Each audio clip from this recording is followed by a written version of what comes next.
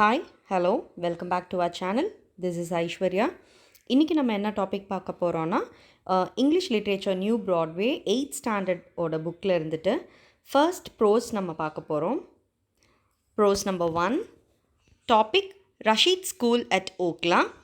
This lesson was written by Shantha Rama Rao. Okay, let's see about the author. She is the Shantha Rama Rao. She lived in the period 1923 to 2009. She was the first widely read female South Asian writer in the United States.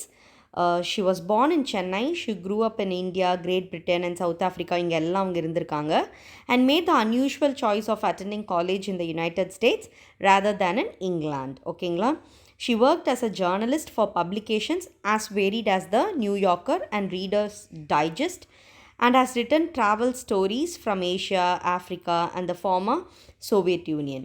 Some of her noted collection are East of Home, written in 1950, View to the Southeast, written in 1957, and My Russian Journey in 1959. Actually, இவங்களோட own experienced-ஆன story தான் இந்த lesson. ஆக்சுவலாக இந்த lesson எப்படி start ஆகுதுன்னா actually the story occurs இந்த pre independence டைமில் late 1930s இருந்து அந்த 40s நடந்த ஒரு சின்ன இன்சிடெண்ட் தான் இவங்களோட பர்சனல் எக்ஸ்பீரியன்ஸ் தான். ஸோ லெசனுக்குள்ளே போகலாம். Lesson starts as In preparation for independence, there were a number of notable initiatives to spread education in India in the 1930s and 40s. The episode that follows is taken from the first of Shantha Rama Rao's many books about India and the Far East. A book titled Home to India. இந்த Home to India அப்படின்னா அதாவது அவங்க ஃபாரினில் படிச்சுட்டு அவங்க இந்தியாவுக்கு வரும்போது நடந்த ஒரு சின்ன இன்சிடெண்ட் தான் இந்த story. The book tells the story of the author's return to her native land as a 16-year-old girl after 10 years of attending school in London and spending her vacations traveling in Europe and Africa with her sister Premila and her parents. Her father was a member of diplomatic service. Diplomatic service na social service. ஜென்ரலாக பண்ணுறது அவங்க ஃபேமிலியில் இருந்தவங்க எல்லாருமே social service பண்ணுறவங்க தான். And a mother, a keen social and a political worker for a free India. A parents and a mother's brother whose wife Kitty. இவங்களை வச்சு தான் இந்த ஸ்டோரி ஸ்டார்ட்டே ஆகும். So she is the first person mentioned in this episode. All work for social reform. அதாவது அந்த late 1930s 40s India ரொம்ப தீவிரமாக இண்டிபெண்டன்ஸ்க்காக போராடிட்டு இருந்த டைமில் நம்ம இந்தியன் எஜுகேஷன் சிஸ்டம் எப்படி இருந்தது வில்லேஜஸில், இவங்க அதுக்காக எப்படிலாம் கான்ட்ரிபியூட் பண்ணாங்க அப்படின்றதெல்லாம் தான் நம்ம இந்த லெசனில் பார்க்க போகிறோம்.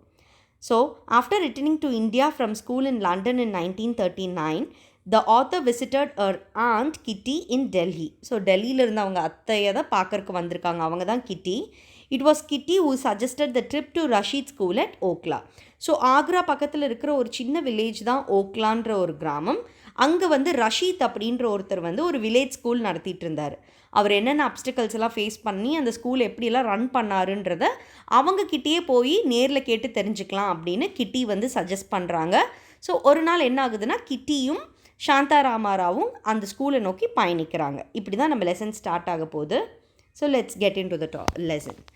Kitty and I drew away from Delhi along the straight flat Agra road. It was hot with all the stale accumulated heat of summer concentrated in that autumn day. So அப்படி கிராஜுவலாக வெயில் இன்க்ரீஸ் ஆகிட்டே இருக்குது. அந்த டைமில் தான் இவங்க போகிறாங்க. Behind us the dust rolled upward in the thick red clouds. அதாவது செம்மண் ரோடு. இவங்க காரில் போகிறாங்க. அங்கே இருந்த டஸ்ட் அந்த செம்மண் அப்படி புழுதியெல்லாம் வருதான். Kitty kept her hand casually and frequently on the horn while we wound our way through the morning traffic. Morning time போகிறாங்க. ரொம்ப அந்த ரோடெல்லாம் டிராஃபிக்காக இருக்குது. மணல் ரோடு தான், ஒரு சின்ன ரோடு தான். ஸோ டிராஃபிக்காகவே இருக்குது. ஹாரன் அடிச்சுட்டே போயிட்டுருக்காங்க. We passed the long lines of bullock carts. Bullock cartsனால் உங்களுக்கே தெரியும் இல்லையா, மாட்டு வண்டி. With their unoiled axles. Screaming a device which is deliberately intent to keep the bullocks awake. அதாவது என்னென்னா அந்த புல்லக் கார்ட்ஸோட அந்த வீலில் இருக்கும் இல்லையா அச்சாணி, அதை தான் அன்ஆயில்டு ஆக்சில்ஸ்னு சொல்கிறாங்க. துருப்பிடிச்சிருந்தால் ஒரு மாதிரி சத்தம் வரும் இல்லையா, ஆயில் விட்டால் சத்தம் வராது. நம்ம டோர்ஸ் கூட சில டைம் க்ளோஸ் பண்ணும்போது சத்தம் வரும் இல்லையா. It's all because of this unoiled things. So அந்த சத்தத்துக்கு எப்படி இருந்ததுன்னா புல்லக் காய்ச்சலாம் மெதுவாக நடக்குது இல்லையா, அந்த சத்தம் கேட்கும்போது நம்ம மாடுங்கள்லாம் தூங்கிடக்கூடாது அப்படிங்கிறதுக்காக இருந்த மாதிரி இவங்க நினச்சிக்கிட்டாங்களாம். But which seems to have no effect on the drivers who sleep calmly on top of their loads. மாட்டு வண்டியில் பின்னாடி ஃபுல்லாக சரக்கு ஏற்றிருக்காங்க, லோட்ஸ் ஏற்றிருக்காங்க. அந்த சாக்கு மேலையெல்லாம் வந்துட்டு அதுக்கான டிரைவர்ஸ் எல்லாம் படுத்து அவங்க ஆனால் தூங்கிட்டே தான் போகிறாங்க. மெதுவாக அசைஞ்சு போகிற அந்த மாட்டு வண்டியில் தூங்கிட்டு போனாங்களாம். அது மட்டும் இல்லாமல் they saw the camel trains. Camel ட்ரெயின்ஸ்னால் கேமல்ஸ் எல்லாம் க்யூவாக அப்படியே நேராக போகும் இல்லையா, கேமல்னால் ஒட்டகம். ஸோ அது பார்த்துருக்காங்க. Their drivers had threaded ropes through the noses of the animals to facilitate their control. Yet it still took the train about a quarter of an hour to swing away from the center of the road and allow us to pass. So உங்களுக்கு தெரியும் இல்லையா, நம்ம வீட்லேயே வந்து பார்த்திங்கன்னா மாடெல்லாம் இருந்ததுன்னா மூக்கணாங்கயிறு போட்டிருப்பாங்க. மூக்கில் ஒரு துவாரம் ஹோல் மாதிரி போட்டு மூக்கணாங்கயிறு கட்டி அதுதான் வந்து இழுத்தாங்கன்னா அது வந்து அவங்களுக்கு ஒரு டிராஃபிக், ஒரு அவங்களுக்கு கையில் இருக்கிற ஒரு சிக்னல் மாதிரி. மாடு நிற்கணுன்னா இழுத்து பிடிப்பாங்க, மாடு மூவ் ஆகணுன்னா ஸ்லோவாக விடுவாங்க. அந்த மாதிரி கேமல்ஸ்க்கு கட்டியிருந்தாங்களாம் அதோட owners. The camel owners were more prosperous than the bullock owners. The household utensils on the last animal were made of silver instead of brass. So மாட்டு வண்டியில் இருக்கிற ஐட்டம்ஸ் எல்லாம் பார்த்திங்கன்னா கொஞ்சம் விலை குறைவான ஐட்டங்கள் ஏற்றிட்டு போயிட்டு இருந்தாங்களாம். ஆனால் கம்பேரிட்டிவ்லி இந்த கேமல் மேலே இருந்த கூட்ஸ் எல்லாம் பார்த்திங்கன்னா ரொம்ப விலை உயர்ந்த, அதாவது பாத்திரங்கள்லாம் பார்த்திங்கன்னா சில்வர் வெள்ளி பாத்திரங்களாக ஏற்றிட்டு போயிட்டு இருந்தாங்களாம். ஓகேங்களா. Merchants Kitty guessed on their way back to Agra. So அவங்களாம் பார்க்கும்போது ஏதோ பெரிய வியாபாரிங்க மாதிரி இருந்தாங்களாம். Okhla, when we reached it, proved to be a scatter of huts with earthen walls plastered with cow dung, which kept the interiors cool during the day and was used as a fuel when it had dried. So இது நான் already சொன்னேன், இதெல்லாம் late 1930s 40s நடந்த incident. அப்போ அந்த டைமில் பெரிய பெரிய பில்டிங்ஸ் எல்லாம் வில்லேஜில் இருக்காது இல்லையா, மண் சுவர்னால ஆன சின்ன சின்ன கூரைகள் குடிசைகள் அதுதான் இருந்துதான். ஸ்கேட்டர் ஆஃப் ஹட்ஸ்னால் அங்கங்கே பரவி இருந்தது, அங்கங்கே ஒரு வீடு. அதோட செவரெல்லாம் பார்த்திங்கன்னா மண்ணாலேயே கட்டியிருக்காங்க. அப்போல்லாம் செங்கல் வச்சு சிமெண்ட் வச்செல்லாம் கட்ட மாட்டாங்க, செம்மண்ணில் கலக்கி அப்படியே செவரு கட்டுறது தான். அந்த செவுத்துல எல்லாம் பார்த்திங்கன்னா மாட்டு சாணத்தை அப்படியே ரவுண்டாக தட்டி எல்லாம் அடிச்சிருந்தாங்களாம்.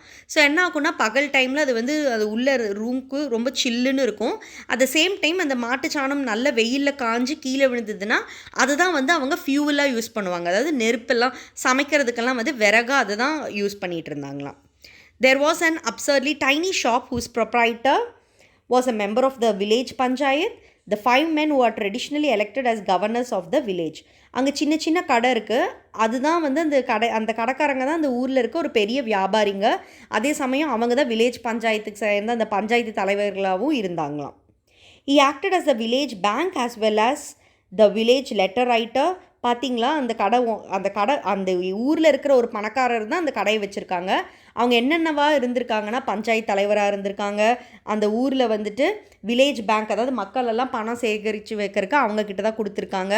அது இல்லாமல் தே ஆக்டட் அஸ் லெட்டர் ரைட்டர். யாருக்காவது லெட்டர் போட்டோன்னா, ஏன்னா அவங்க தான் படித்தவங்க, அவங்களுக்கு மட்டும்தான் எழுத படிக்க தெரியும், அதனால் அவங்கக்கிட்ட தான் போய் லெட்டரெல்லாம் எழுத சொல்லுவாங்களாம். லைக் ஆல் இந்தியன் வில்லேஜஸ், இந்த மாதிரி தான் நம்ம எல்லா இந்தியன் வில்லேஜஸ்லேயும் அந்த டைமில் இப்படி தான் இருந்தாங்க. Okhla was deserted at the time in the morning. அதாவது டெசர்ட்டட்னா காலை டைமில் பார்த்திங்கன்னா அங்கே யாருமே இல்லையா, ஏன்னா ஜென்ஸ் எல்லாம் வேலைக்கு போயிருப்பாங்க. லேடிஸ் எல்லாம் என்ன பண்ணிகிட்டு இருந்தாங்கன்னா most of the people were working in the fields, விவசாயம். And the women had gathered at the well, which was their meeting place and center of gossip. So அந்த கிணத்தடியில் தான் வந்து தண்ணியெல்லாம் சேர்ந்துட்டு அங்கே தான் லேடிஸ் எல்லாம் உட்காந்து கதை பேசிட்டு காசிப் பண்ணிட்டு இருந்தாங்களாம். As we turned up the dry earth track towards the school, the women stood with their terracotta urns on their heads watching us. So ஒரு கட்டு டேர்ன் பண்ணி போனால் ஸ்கூல் வந்துடும். போகும்போது அங்கே வந்து நிறைய லேடிஸ் எல்லாம் இருந்திருக்காங்க. தலையில் பெரிய பெரிய ஏர்ன்ஸ்னால் த லார்ஜ் மெட்டல் கண்டெய்னர், பெரிய ஜாடி மாதிரியெல்லாம் இருக்கும் இல்லையா, அதெல்லாம் வச்சுட்டு நின்றுட்டு இவங்களவே பார்த்துட்டு இருந்தாங்களாம். Kitty stopped the car. Is Rashid.J up at the school? So அவங்கக்கிட்ட கேட்டிருக்காங்க, Rashid.J வந்து ஸ்கூலில் தான் இருக்காங்களா அப்படின்னு கேட்டிருக்காங்க. After they had answered us, we had to stay and talk to them, for there were countless things they wanted to know about me, a stranger. ஆக்சுவலாக ஸ்ட்ரேஞ்சர்னால் நான் புதுசாக அந்த ஊருக்கு வந்திருக்கேன். ஸோ அங்கே இருந்த லேடிஸ்க்கெல்லாம் வந்து நான் யார் என்ன அந்த மாதிரி பல கொஸ்டின்கள் இருந்தது அப்படின்னு இவங்க சொல்கிறாங்க. கிட்டியை நிறுத்தி இத்தனை கொஸ்டின் கேட்டிருக்காங்க, நீங்கள் யார், எங்கேருந்து வந்திருக்கீங்க, உங்கள் பேரண்ட்ஸ் யார், அந்த மாதிரிலாம் நிறைய கேட்டாங்களாம். அது மட்டும் இல்லை, where did I live, who were my parents, was I married or not, they told me comfortingly not to worry. எல்லாம் சகஜமாக அந்த வில்லேஜ் பீப்புளெலாம் பேசுவாங்க இல்லையா, அந்த மாதிரி நீ யார் என்ன அந்த மாதிரி பல கொஸ்டின்கள்லாம் கேட்டிருக்காங்க. They told me comfortingly not to worry. I still looked young even if I was nearly 17. Actually, Shantha Rama Rao வந்து அப்போ only she was at the age of 17 இல்லையா? But it certainly wasn't too early to start looking if I didn't want to bring shame on my unfortunate mother. Why was I here? How long would I stay? So இதெல்லாம் வந்து இந்த questions எல்லாம் அவங்க கேட்டிருந்துருக்காங்க. இவங்களுக்கு என்னென்னா இந்த டைமில் அவங்க அம்மா வந்திருந்தாங்கன்னா அவங்க அம்மாவும் அவங்களோட சேர்ந்து எல்லாம் கதை பேசியிருப்பாங்க, என்னென்ன விஷயம்லாம் இருந்திருக்குன்னு ஷேர் பண்ணியிருப்பாங்க. ஸோ இதெல்லாம் அவங்க யோசிச்சுட்டே இருந்தாங்க. So Rashid came out to meet us in front of the school. So இதெல்லாம் பேசிகிட்டு இருக்கும் போதே Rashid he came out of the school. ஸ்கூலுக்கு வெளியே வந்திருக்காரு. He was a small man, deceptively looking, frail looking for one of his immense energy. So பார்க்குறக்கு அவர் ரொம்ப delicate, அதாவது வீக்காக இருந்திருக்காரு. அவரோட உருவத்துக்கும் அவர் செய்கிற வேலைக்கும் சம்மந்தமே இல்லை. he has immense energy. Okay, இமென்ஸ்னால் நிறையான்னு அர்த்தம். He made himself understood as much by the gestures of his hands as by his fluid English. So அவர் ஆளுக்கும் அவர் போட்டிருந்த ட்ரெஸ்க்கு அவர் பேசுகிற இங்கிலீஷ்க்கு சம்மந்தமே இல்லாமல் இருந்ததுதான். அவ்வளோ நல்லா ஃப்ளூவென்சியாக இங்கிலீஷ் பேசியிருக்காரு. அப்படியே ஒரு சின்ன தப்பு கூட இல்லாமல் பேசியிருக்காரு. I'm so glad you good come, he said enunciating each syllable clearly. அவர் பேசுகிற ஒரு வார்த்தையும் அவ்வளோ இங்கிலீஷ் கிளியராக இருந்ததுதான். We of course have been at work since 5:30. நாங்கள் எப்போவும் இங்கே தான் இருப்போம், கிட்டத்தட்ட ஈவினிங் 5:30 வரைக்கும் இருப்போம்னு அவர் சொல்லியிருக்காரு. We like to begin early in the cool of the day so that we can let the children rest through the hot hours. He led us across the yard on 3 sides of which were the earthen school buildings. ஆக்சுவலாக ஃபுல்லாக ஸ்கூலும் மண்சுவர்னாலேயே கட்டினது தான். School எப்போவுமே சீக்கிரம் ஆரம்பிச்சிருவாங்க, வெயிலுக்கு முன்னாடி ஆரம்பித்து வெயிலுக்கு முன்னாடியே விட்டுருவாங்களாம். இதுதான் அவர் சொல்லிட்டு இருந்திருக்காரு. Turning to me, he explained, you must think this is all very primitive. Primitiveனா early stage, அதாவது ஸ்கூல் ஹியூமன் டெவலப்மெண்ட்டில் அப்போ தான் ஆகிட்டுருக்கு அந்த early stage. But to us it is the realization of a dream. ஆனால் அவருக்கு வந்து அந்த ஸ்கூல் அந்த இடம் அது எல்லாமே ஒரு பெரிய ட்ரீமாக இருந்திருக்கு. Sometimes I go in to Delhi to have dinner with கிட்டிஜி. அதாவது கிட்டி வீட்டுக்கெல்லாம் அடிக்கடி ஒரு டின்னர் சாப்பிட போவாராம். or see some other friends, and everywhere I hear people talking about this political consciousness we must bring to the inarticulate millions of India. அதாவது இன்ஆர்டிகுலேட்னா சில பேர் பேசவே மாட்டாங்க. இந்தியா எதை பற்றி இப்போ இது பண்ணுறோம், ஒன்றா பொலிட்டிக்கல், யாருமே பேச தயங்குற விஷயத்தை பற்றி இவங்க அதிகமாக பேசுவாங்களாம். And I say to them, this is not a present we can give the villages. We cannot say come it's Christmas here. அதாவது வில்லேஜ் பீப்புளுக்கு நம்ம வந்து கிறிஸ்மஸ்க்கு கிஃப்ட் தரோம், அதுக்கு கிஃப்ட் தரோம் அப்படின்னு, அதாவது no time or money for celebration, அவங்களுக்கு அதெல்லாம் இல்லை. Okay, instead of that we can only help them. Perhaps we can even give an impetus, but the achievement that lies with them. He looked at me trying to gauge my reaction, but I'm afraid I'm only a voice crying in an Indian village. So அவர் என்ன சொல்ல வராரு அப்படின்னா, நம்ம அவங்களுக்கு வந்து ஏதோ ஒரு வகையில், அதாவது வில்லேஜ் பீப்புளுக்கெல்லாம் ஏதோ ஒரு வகையில் நம்ம வந்து அவங்க அச்சீவ் பண்ணுறதுக்கு ஒரு தூண்டுதலாக தான் இருக்கணுமே தவிர ஃப்ரீ கிஃப்ட்ஸு அது இதுன்னு தந்து அவங்கள வந்து அடக்கி வைக்கக்கூடாது. அவங்களுக்கு என்ன வேணுன்றதை தெரிஞ்சு நம்ம அதை வந்து தரணும் அப்படின்னு அவர் சொன்னாராம். As we reached the main school building, I saw that all the doorways were decorated with enormous yellow sunflowers painted, and I was told by the children. ஆக்சுவலாக ஸ்கூலுக்குள்ளே போகும்போது இந்த டோர்ஸ் பார்த்தீங்கன்னாவே உங்களுக்கு தெரியும், எல்லாம் சன்ஃப்ளவர் பெயிண்டிங் எல்லாம் நிறைய பண்ணியிருந்தாங்க. This all was made by the school children. எப்படி பண்ணியிருப்பாங்க அப்படின்றத பார்க்கலாம். They make the colour themself. அவங்களுக்கு எந்த ப்ராடக்ட்டுமே இல்லை. இப்போல்லாம் வந்து we have lots and lots of brands of colours நம்மக்கிட்ட இருக்கு இல்லையா, அப்போ அதெல்லாம் இல்லை. ஸோ அவங்களே வந்து கலர்ஸ் எல்லாம் தயாரிச்சிருக்காங்க. Rashid said, because of course we cannot afford to buy them. காசு இல்லை இல்லையா, ரொம்ப ஏழை மக்கள் தான், வில்லேஜ் மக்கள், அவங்கக்கிட்ட பணம் இருக்கோ இல்லையோ, எப்படி என்னென்ன பண்ணாங்கன்னா, nevertheless even in a matter as small as this, the earth looks after her own. This started him off on a new speech. He told me something of the history of the school. So இதெல்லாம் பேசும்போது அந்த ஸ்கூலோட ஹிஸ்ட்ரியை முதல்ல அப்படியே பேச ஆரம்பிச்சிருக்காங்க. Which in a small way was the history of the whole educational movement which had been inaugurated through the medium of the village schools. To begin with, the villages were suspicious. முதல்ல school ஆரம்பிக்கும் போது வில்லேஜஸ்க்கு யாருக்கும் அதில் ஒரு திருப்தியே இல்லை. they all were doubtful. Okay, it was hard, Rashid said, to persuade them that they were really getting something for nothing. அதாவது அவங்களுக்கு என்ன, அந்த ஊர் மக்களுக்கு என்னென்னா, பேசுகிறவங்க பேசுவாங்க, இந்த ஸ்கூல் ஆரம்பிக்கிறனால நமக்கு என்ன கிடைக்க போகுது, எதுவுமே கிடைக்க போகிறதில்ல அப்படின்ற எண்ணம் தான் அவங்களுக்கு எல்லாத்துக்குமே இருந்துதான். And even when that was accomplished, they were not at all sure that they wanted their children to leave their homes. So அப்படி இப்படி பேசி கொஞ்சம் ஃபண்டெல்லாம் கலெக்ட் பண்ணி ஊர் மக்கள் உதவியோடு அவங்க ஸ்கூல் கட்டலாம் அப்படின்னுலாம் முடிவு பண்ணி பண்ணும்போதும் அந்த ஊர் மக்களுக்கு என்னென்னா தான் குழந்தைங்கள வந்து ஸ்கூலுக்கு அனுப்புறதுல இஷ்டமே இல்லாமல் இருந்திருக்காங்க. The adult villagers had found in their own lives no use for education. அந்த ஊரில் இருந்த பெரியவங்க எல்லாரும் என்ன நினச்சிருக்காங்கன்னா, எஜுகேஷன் என்ன, அதெல்லாம் நோ யூஸே கிடையாது, ஆர் இன்டீட் ஃபார் லிட்ரஸி, படித்து மட்டும் என்ன பண்ண போகிறாங்க, எதுவும் நடக்க போகிறதில்ல. A few of them spoke of a previous adult literacy campaign into which they had been drawn. They remembered that it had taken the quicker ones a short enough time to learn to read and write and an equally short time to forget all they had learned. They were frankly skeptical. So அந்த ஊர்லேயே சில பேர் இந்த முதியோர் கல்வின்னு இருக்கும் இல்லையா, அதாவது பெரியவங்களுக்கெல்லாம் படிக்கிறதுக்கு ஒரு சின்ன கேம்ப் மாதிரி நடத்துவாங்க இல்லையா, அங்கே ஒரு ஊர் தலைவர்கள் சில பேரெல்லாம் போய் படிச்சிருக்காங்க. அவங்க என்ன கருத்து சொன்னாங்கன்னா, இதனால் எந்த யூஸும் இல்லை, நாங்களும் போய் படித்தோம், குறுகிய காலத்தில் கொஞ்சம் போய் படித்தோம், அதே சமயத்தில் அது சீக்கிரமாகவும் நாங்கள் மறக்கவும் செஞ்சிட்டோம், நாங்கள் படித்ததுக்கும் நாங்கள் செய்கிற வேலைக்கும் எந்த விதமான சம்மந்தமும் இல்லை அப்படின்னு ஃப்ராங்காக அது எல்லாத்துக்கிட்டையும் சொல்ல ஆரம்பித்தாங்களாம். Without any doubts they were saying this repeatedly. Okay. As soon as the children of the village were old enough to work in the fields, they became economically important to their families. So இப்படி படிக்க அனுப்பாமல் இருந்த குழந்தைங்க என்ன பண்ணுவாங்க, அப்பா கூட சேர்ந்து ஃபீல்டில், அதாவது விவசாயம் பண்ண ஆரம்பித்தாங்க. ஸோ அவங்களால அப்போ அந்த வீட்டுக்கு ஒரு இன்கம் வர ஆரம்பிச்சது. அது அந்த குடும்பத்துக்கு வந்து ரொம்ப முக்கியமாக இருந்தது அந்த இன்கம். அப்படி இருக்கும்போது எப்படி அந்த சம்பாத்தியத்தை விட்டுட்டு குழந்தைய படிக்கிறதுக்கு அனுப்புவாங்க, அதெல்லாம் ஒரு பெரிய குவெஸ்டனாக இருந்துதான். Against that argument, education carried very little weight. Rashid assured them that the children would learn really useful things in school, how to enrich the soil, how to make the land more productive. Still the parents were not convinced. So இதெல்லாம் வந்து எப்படி over come பண்ணி அவங்களை எப்படி influence பண்ணாருன்னா, ரஷீத் வந்து சொல்லியிருக்காரு, சரி நான் வந்து படிக்க எழுதுறதுக்கு மட்டும் இல்லை, நான் ஸ்கூலில் இன்னும் நிறைய யூஸ்ஃபுல் திங்ஸ் எல்லாம் சொல்லி தருவேன், எப்படி வந்து சாயில் ஃபர்டிலிட்டியை வந்து என்ரிச் பண்ணுறது, எப்படி என்னென்னலாம் ஈல்டு பண்ணலாம், அந்த மாதிரி பல விஷயங்கள் வந்து நான் சொல்லி தருவேன் அப்படின்னலாம் வந்து சொன்னாராம். அப்படி இருந்தும் அந்த ஊர் மக்களுக்கோ அந்த பேரண்ட்ஸ்க்கோ வந்து அவங்க கன்வின்ஸே ஆகலை. Finally he said, I told them that if they would send their children to my school, I would provide the means for them to reel cotton for an hour every day. அதாவது reel அப்படின்னா spool, கண்டு நூல் சுற்றுவாங்க இல்லையா, so அதுக்காக நான் time அவங்களுக்காக ஒதுக்குவேன்.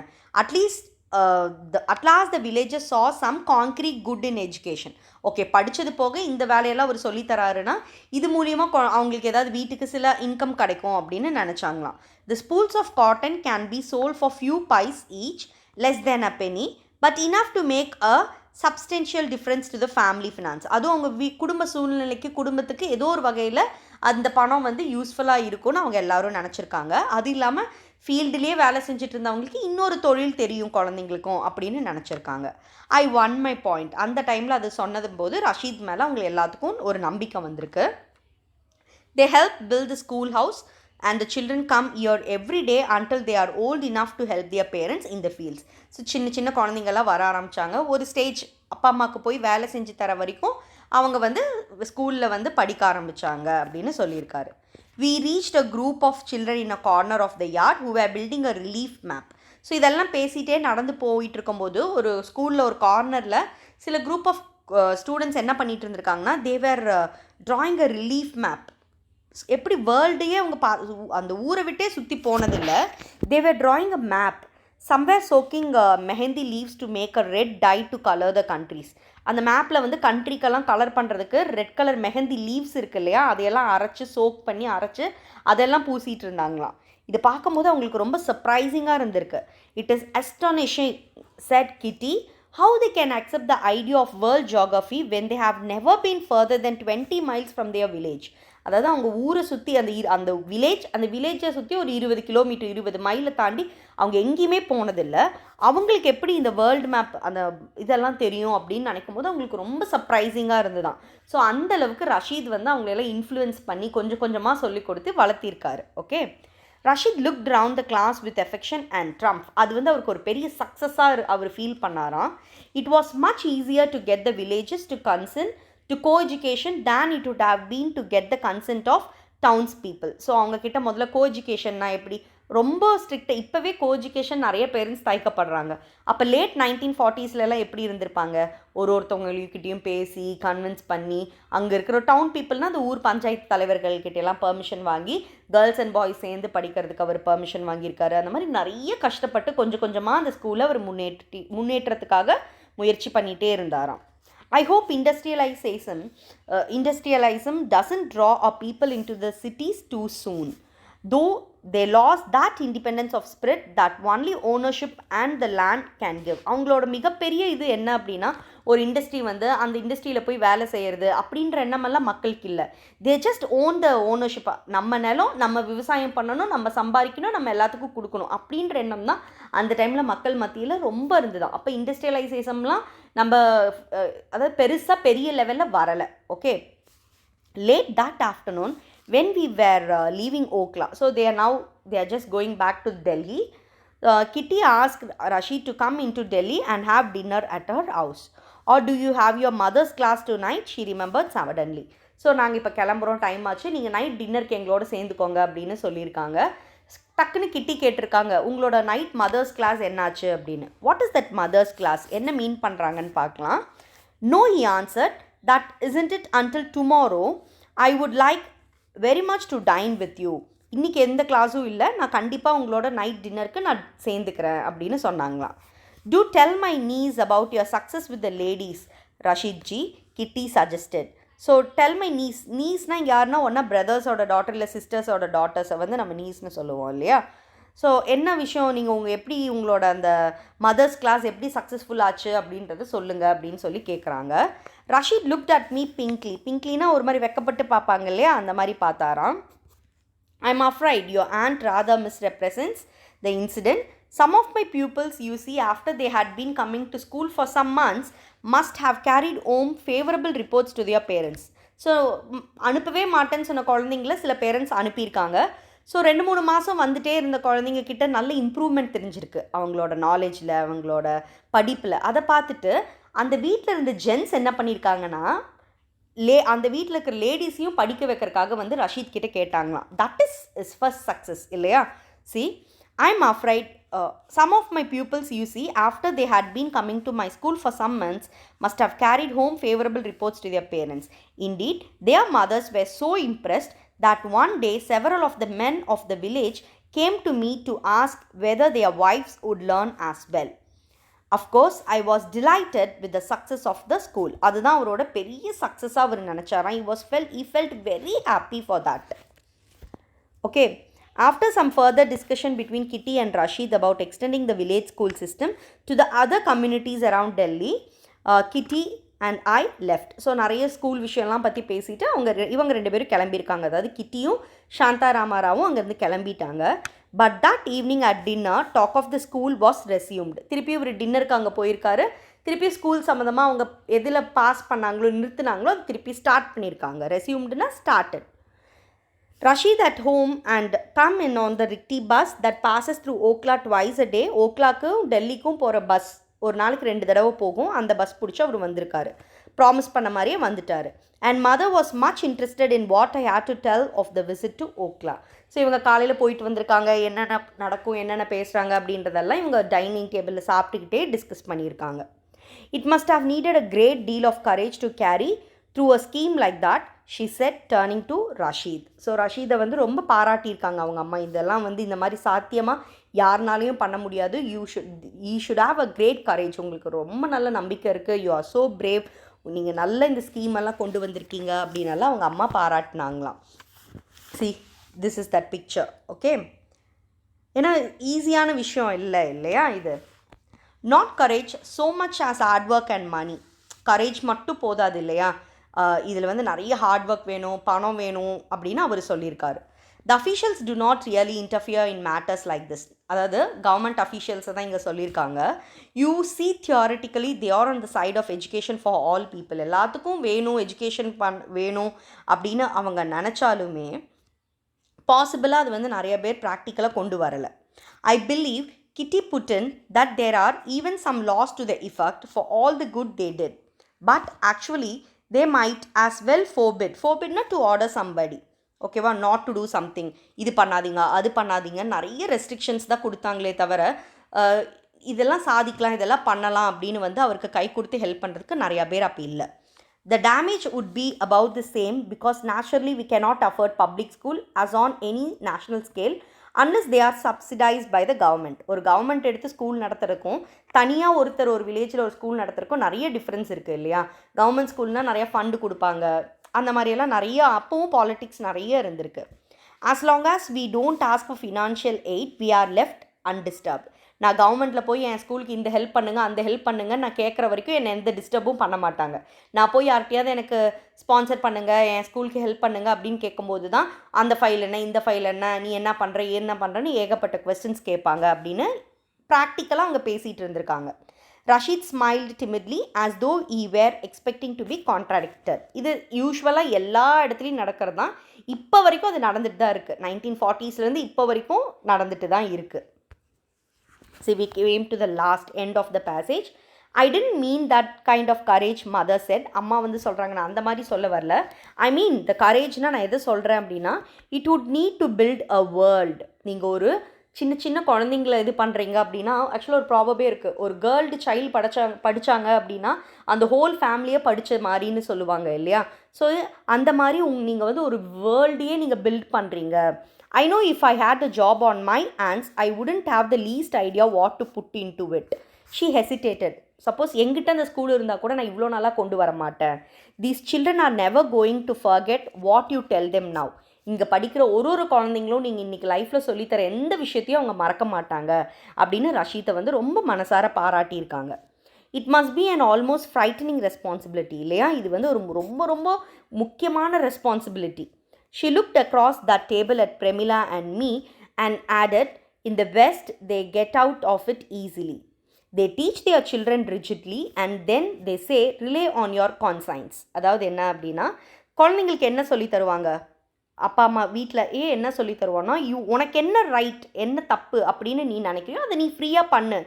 It will tell you good from bad. So ஒரு தப்பு நடந்ததுன்னா அது தப்புலேருந்து பல நல்ல விஷயங்கள் நீங்கள் கற்றுக்குவீங்க அப்படின்னு அதுதான் வந்து நாங்கள் வீட்டில் சொல்லித்தர முடியும், அதுதான் நான் என் பொண்ணுங்களுக்கு சொல்லித்தரேன் அப்படின்னு அவங்க அம்மா சொன்னாங்களாம். My daughters hate generalisation. இங்கே ஜென்ரலைசேஷன் எது சொல்கிறாங்கன்னா, ஜென்ரலைசேஷனா all are common, nothing is superior. நீ பெருசு நான் பெருசு, நீ அந்த கேஸ்ட் நான் இந்த கேஸ்ட், அந்த மாதிரி எந்த விதமான விஷயமும் கிடையாது. நாங்கள் அதெல்லாம் எதுவுமே நாங்கள் எங்கள் குழந்தைங்களுக்கு நாங்கள் சொல்லித்தரதில்லை. But I have always thought that Indians are rather rational people. அதாவது இந்தியன் பீப்புள்ஸ் எல்லாம் வந்து ரேஷ்னல்னா ப்ராக்டிக்கல் பீப்புள் அப்படின்னு சொல்கிறாங்க. எப்படி practical பீப்புள்னா, and for us I find reason and conscience R mutual and கோரியாக்டிவ்ஸ். She smile டிசார்மிங்லி. ஆம் ஐ ராங் ரஷீத்ஜி? ஸோ இவங்களோட conversation எப்படி முடிஞ்சிருக்கு அப்படின்னா, இந்தியன் பீப்புள்ஸ் எல்லாம் ப்ராக்டிக்கலான பீப்புள். அவங்க வந்து எப்போவுமே மைண்டும் ஹார்ட்டும் மனசும் என்ன சொல்லுதோ அதுபடி மியூச்சுவலாக அண்டர்ஸ்டாண்ட் பண்ணி ஒரு விஷயத்தை நடத்துவாங்க. ஒரு சில பேர் வந்து இதுதான் கரெக்டு அதுதான் அப்படி பண்ண மாட்டாங்க. ஒருத்தர் சொல் பேச்சு கேட்டு நடக்க மாட்டாங்க.